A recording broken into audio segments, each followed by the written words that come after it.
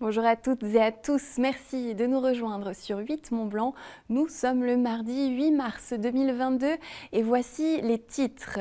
Il a accueilli des centaines de jolies colonies de vacances. Le centre des Puiseaux sur les hauteurs d'Annecy se refait une beauté et la réhabilitation des locaux est en cours. Visite du chantier dans ce journal. D'autres travaux, cette fois-ci, qui sont bien avancés. La nouvelle bretelle de l'échangeur de Chambéry-Nord devrait ouvrir en mai. Son intégration au paysage a fait l'objet de toutes les attentions. Une fresque va notamment habiller la structure. Rencontre avec les artistes à suivre. Mais avant de développer ces titres, ce mardi 8 mars, vous le savez, c'est la journée internationale pour les droits des femmes. Une journée marquée en France par une grève féministe. Des manifestations ont été organisées à travers le pays cet après-midi. Elles visaient à dénoncer encore et toujours les inégalités entre hommes et femmes dans le monde du travail notamment. Selon l'INSEE, fin 2019, le salaire mensuel net moyen des femmes en France est de 16,8% inférieur à celui des hommes. Manon Touati a suivi le rassemblement à Annecy et je vous propose d'écouter quelques témoignages de manifestantes recueillis sur place. C'est important parce que tant qu'on n'aura pas justement les mêmes droits et qu'on ne sera pas à égalité envers les hommes, que ce soit sur les prestations salariales, que ce soit dans la vie de tous les jours aussi, de se promener dans la rue, de pouvoir s'habiller comme on veut, de ne pas avoir toujours des injonctions par rapport à tout, en fait, au travail, à la vie personnelle, à la vie professionnelle. Je pense que ça sera important de se battre tant qu'on n'arrivera pas à un pied d'égalité entre les hommes et les femmes en fait. J'attends d'abord de voir qu'il y a d'autres gens qui se mobilisent avec moi parce que pour se sentir pas seul, on est ensemble. Il y a aussi des hommes, c'est important, on est des alliés, enfin, il faut que ce soit nos alliés, il faut qu'on soit là ensemble. Pour bien faire comprendre aux gens qu'il faut, il faut que les choses avancent et que c'est une journée hyper importante. Et bon, ça devrait pas être la seule journée, mais les femmes sont importantes, donc c'est tous les jours et c'est une bataille de tous les jours. Et cette journée du 8 mars, nous en parlons également avec mon invité du jour. Bonsoir Morgane Creil, je vais y arriver.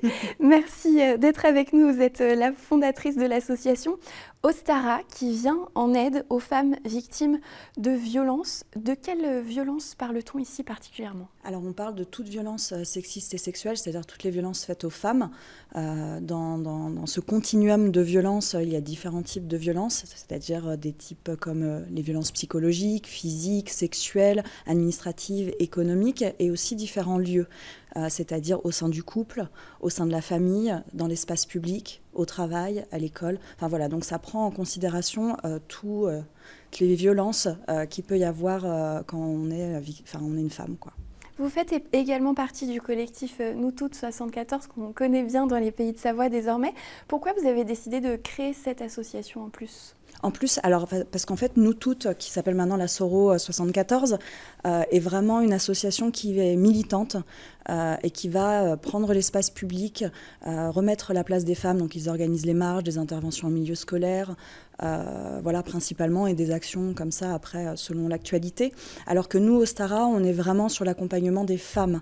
C'est-à-dire, on est militante également, on est féministe au sein d'Ostara, mais vraiment, notre accompagnement, il va être principalement auprès des femmes, bien qu'on fasse également des interventions scolaires, de la formation de professionnels, etc. Mais on va accompagner les femmes par rapport aux violences qu'elles ont pu subir dans le passé, mais aussi dans le présent. Cet accompagnement, il passe notamment par des groupes de parole. On voit les visuels qui s'affichent. À quoi servent ces groupes de parole ? Alors les groupes de parole, en fait chez Ostara et dans d'autres collectifs, on pense vraiment que c'est la sororité et l'entraide entre les femmes qui vont permettre d'aller mieux. C'est-à-dire que moi, je suis éducatrice spécialisée, je vais proposer de l'accompagnement individuel, mais il y a plein de choses dont je vais pouvoir parler qui ne vont pas faire écho de la même manière que d'autres victimes, parce qu'elles se comprennent beaucoup mieux et elles se rendent compte aussi, les femmes dans ces groupes de parole, qu'elles ne sont pas folles. Que ça arrive à d'autres. Et ça, en fait, ça va enlever un des plus gros freins aux femmes pour la libération de la parole et pour les démarches qu'elles ont le droit de faire, c'est la culpabilité. Et de voir qu'on n'est pas seul et qu'on vit les mêmes choses et qu'on a les mêmes conséquences, ça rassure et ça permet de pouvoir dépasser aussi tout ça. Ces groupes de parole, ils ont lieu dans un local ? Un local qui vous a été mis à disposition ? Oui, alors jusqu'à aujourd'hui et encore quelques semaines, c'est un local qui a été mis gentiment à disposition par la mairie d'Annecy qui nous soutient comme son CCAS depuis nos débuts.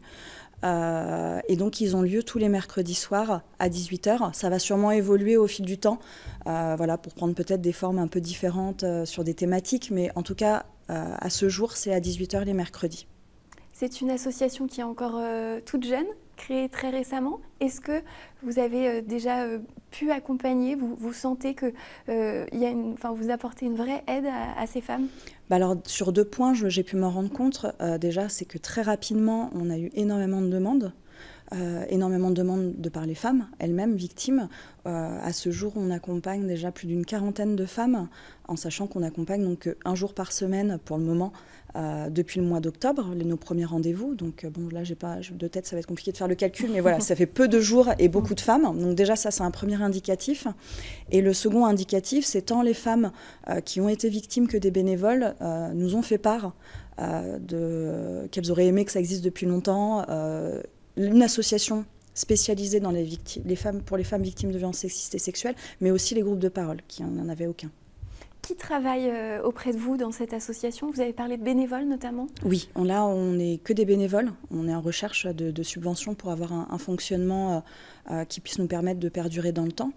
Donc on est un bureau de 5 personnes. Donc une présidente, une vice-présidente, secrétaire, vice-secrétaire et une trésorière, bénévole bien évidemment. Et ensuite d'autres bénévoles qui nous ont rejoints et qui vont avoir des actions diverses et variées, qui vont pouvoir se développer aussi parce que là on va être avec notre propre local, on va pouvoir être présent un petit peu plus souvent. Voilà, on est très contente, c'est un peu notre actualité du moment. Comment vous avez pris part à cette journée du 8 mars ?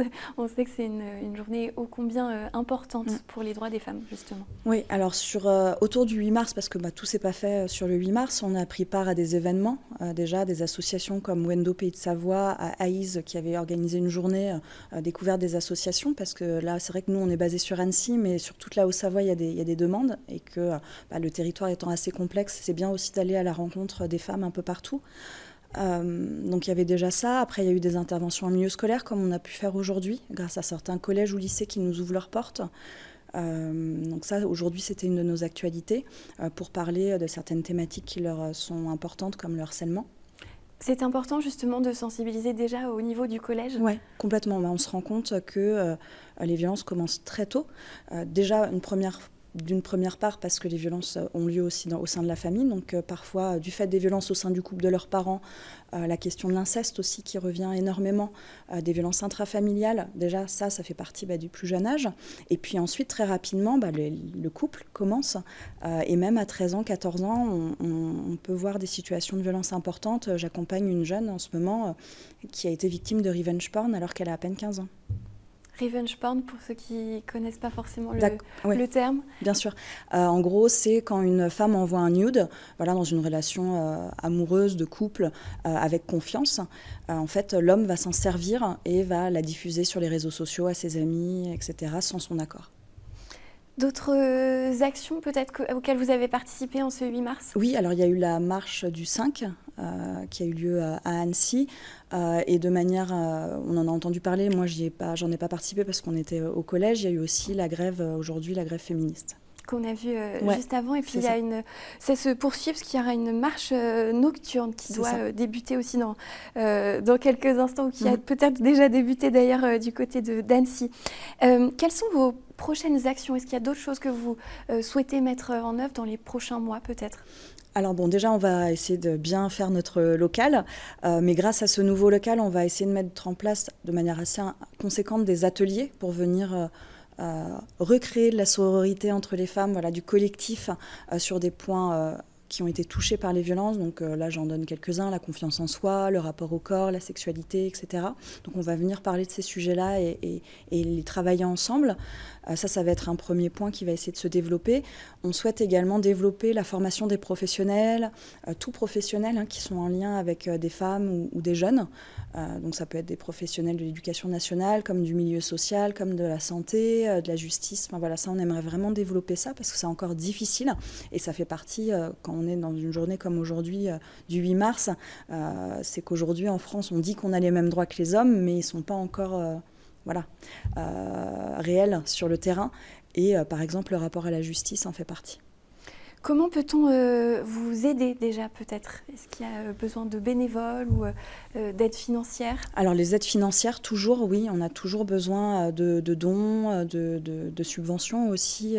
Voilà, les subventions sont plus au niveau des administrations étatiques, mais aussi de dons à des particuliers qui nous permettent de développer des projets. Par exemple, on a un projet là de bibliothèque pour mettre accès aux femmes du contenu important, parce que voilà, on ne peut pas parler de tout, donc c'est bien aussi qu'il y ait un accès comme ça chez nous.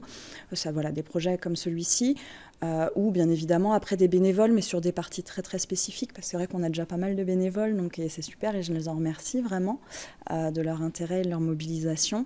Je dirais que c'est les 2 gros points, ouais.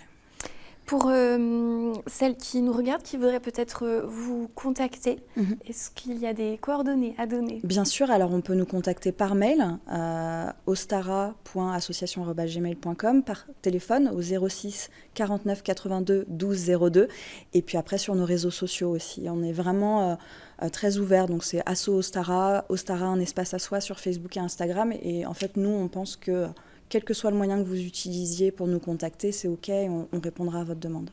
Et on essaiera de remettre ces coordonnées, notamment sur nos réseaux sociaux. Merci beaucoup, Morgane Creil, d'être venue nous voir, et bon courage à vous pour la suite de ce combat. Merci à vous. En bref, à présent, ce mardi, un épisode de pollution atmosphérique est en cours sur le bassin d'air de la vallée de l'Arve.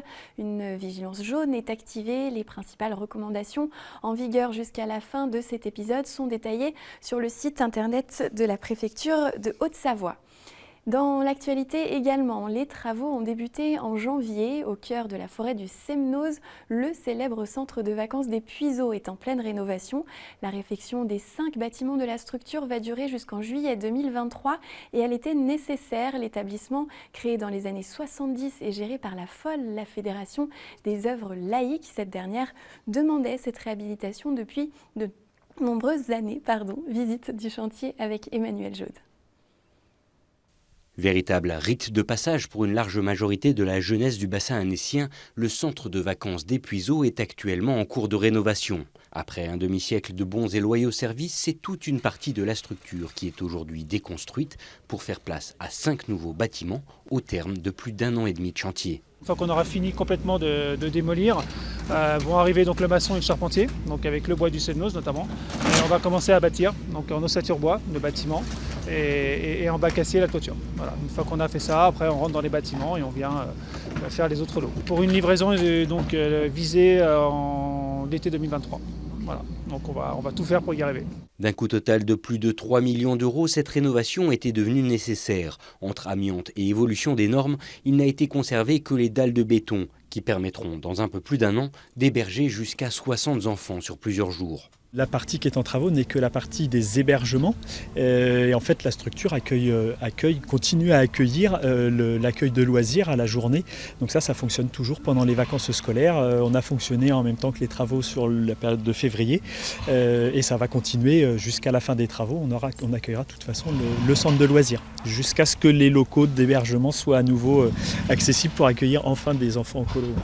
Au cœur du massif du Semnoz, l'ouvrage sera donc composé d'une ossature bois, de mélèzes et d'épicéas issus de la forêt environnante. Une véritable rénovation en circuit court, concédant au centre la possibilité d'accueillir encore de nombreuses générations. 85% des gens et des enfants qui sont nés ici sont passés un jour ou l'autre au Puiseaux. Je pense que ça marque en tout cas les enfants, et c'est pour ça que c'était important de refaire ce bâtiment et refaire ces bâtiments de manière significative et qui garantit leur bien-être, justement parce qu'ils vont tous passer ici. Il faut leur donner une image de qu'est-ce que c'est qu'un beau bâtiment, quelque chose d'écologique, la vision de l'avenir qu'on peut tenir sur le bassin annécien.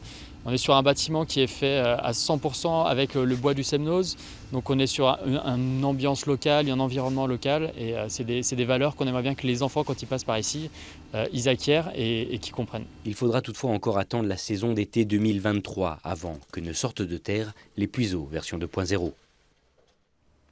À Annecy, toujours, les services municipaux reprennent petit à petit leur fonctionnement normal. La mairie avait été touchée, vous le savez, par une cyberattaque de grande ampleur en novembre dernier. Eh bien, les standards téléphoniques sont peu à peu remis en service et les demandes d'actes d'état civil en ligne notamment sont de nouveau possibles. Elle réveille notre imaginaire avec son esthétisme rétro et futuriste. L'affiche du prochain festival du film d'animation d'Annecy a été dévoilée lundi, réalisée par le designer Laurent Durieux. Elle fait référence au lac, à l'animation, mais aussi à la Suisse voisine, la Suisse qui sera d'ailleurs le pays mis à l'honneur du 13 au 18 juin prochain. Après une édition en ligne et une édition hybride, cette fois, le festival revient à 100% en présentiel. Travailler l'intégration paysagère, c'est l'objectif d'AREA. Le concessionnaire autoroutier a entrepris d'importants travaux au niveau de l'échangeur de Chambéry-Nord. Le vaste chantier comprend différents aménagements avec notamment une nouvelle bretelle en direction d'Annecy. Cette dernière a été conçue pour occuper le minimum d'espace. Une partie de l'ouvrage sera végétalisée et sa façade visible depuis la VRU sera décorée. Un groupe d'artistes locaux réalise en effet une fresque sur le thème de la nature. Manon Touati a rencontré ces artistes, reportage. La nature sur le bord de l'autoroute. Il s'agit évidemment d'une peinture trompe-l'œil. Suite à la construction de la bretelle de la voie rapide en direction d'Annecy, AREA a fait un appel à projet pour venir embellir ce mur et casser la monotonie de la route. Ça sert à, comme je vous le disais, à masquer ce mur qui venait un petit peu obstruer la vue depuis la voie rapide urbaine.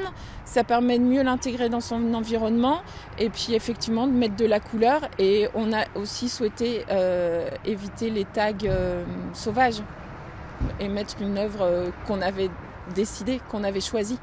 L'objectif était d'amener des éléments naturels de la région sur ce gros œuvre très imposant et monochrome. Le collectif d'artistes Haut les Murs a choisi de créer une fresque en relief, rappelant les paysages du massif des Bauges. Le cahier des charges n'était pas forcément très strict. Ils nous ont quand même demandé de faire quelque chose de réaliste dans le décor et qui soit en rapport avec la nature environnante. Voilà. Et essayer donc, le but c'était de faire oublier cet ouvrage d'art un peu massif le long de la route. Les artistes présents peignent depuis plusieurs semaines déjà, avec le rythme effréné de la circulation juste à côté. Ils doivent aussi travailler et s'adapter aux conditions des autres personnes présentes sur le chantier. Ici, c'est vraiment particulier parce que nous, on intervient en vraiment finition dans le cadre d'un chantier qui est vraiment assez colossal. Et donc nous, quand on est arrivé, il y avait et il y a toujours encore beaucoup de corps de métier, de génie civil, de terrassement. Il y a beaucoup d'entreprises qui sont là et chacune a une fonction précise. Et là, c'est vraiment un travail d'orfèvre au niveau de la conduction de chantier. 120 000 € ont été dépensés par AREA pour cette fresque. Elle devrait être achevée à la fin du mois de mars, si les artistes ne sont pas confrontés à trop d'aléas climatiques d'ici là. Une petite précision à vous apporter concernant la marche nocturne pour la journée des droits des femmes dont nous parlions il y a quelques instants avec mon invité. La marche partira à 20h depuis l'hôtel de ville d'Annecy. Nous terminons ce journal avec la chronique des Jeux paralympiques avec Sébastien Germain. Bonsoir Seb. Bonsoir Victoria. Alors si en para-ski alpin, les bleus brillent, c'est plus compliqué en revanche pour les biathlètes. Oui, en effet, très grosse déception pour Benjamin Davier, le porte-drapeau de la délégation française champion olympique en titre de la discipline en moyenne distance. N'a terminé que 6e ce mardi matin à Zhangjiakou. Le Bornandin était pourtant bien parti, mais il a payé cher ses fautes au tir et n'a jamais pu, au final, espérer un podium. Et pour l'autre chance française de médaille du jour, on peut même parler d'un cauchemar. Oui, le Morzinois Anthony Chalençon, qui a terminé avant-dernier de son épreuve, notamment à cause de 12 fautes au tir, dont 4 lors de la première session. 4 fautes sur 5, c'est beaucoup trop justement. C'est une très grosse désillusion pour le Haut-Savoyard qui nourrissait de belles ambitions. La compagne d'Anthony Chalençon s'est exprimée sur les réseaux sociaux. Elle a expliqué que la neige avait été très collante et qu'Anthony Chalençon a été plus motivé que jamais pour la suite de cette compétition. À noter sur cette épreuve le formidable quintuplé des biathlètes ukrainiens. Pas de nouvelles médailles, malheureusement. Où en sont les Bleus au classement? Statu quo pour les tricolores. La France reste 5e avec 5 médailles, 3 en or, 1 en argent et 1 en bronze. Et un mot sur l'Ukraine qui est 2e de ce classement avec 17 breloques, dont 6 en or. Une belle symbolique sur fond d'invasion russe. Effectivement. Et un mot encore sur le programme pour ce mercredi. Eh bien, on prend les mêmes et on recommence avec, on l'espère cette fois, de meilleurs résultats, puisque Benjamin Davier et Anthony Chalençon seront sur les pistes pour les épreuves de ski de fond avec le sprint libre 1 km. Ils seront les 2 seuls Français en lice ce mercredi. Merci beaucoup Seb, on te retrouve donc demain, ce mercredi justement. Et c'est la fin de ce journal, merci pour votre fidélité. Dans un instant, la météo, vous retrouvez ensuite votre émission Panorama consacrée au marché dans la vieille ville d'Annecy. Je vous retrouve ce mercredi à 18h. D'ici là, prenez bien soin de vous et passez une belle soirée sur 8 Mont Blanc.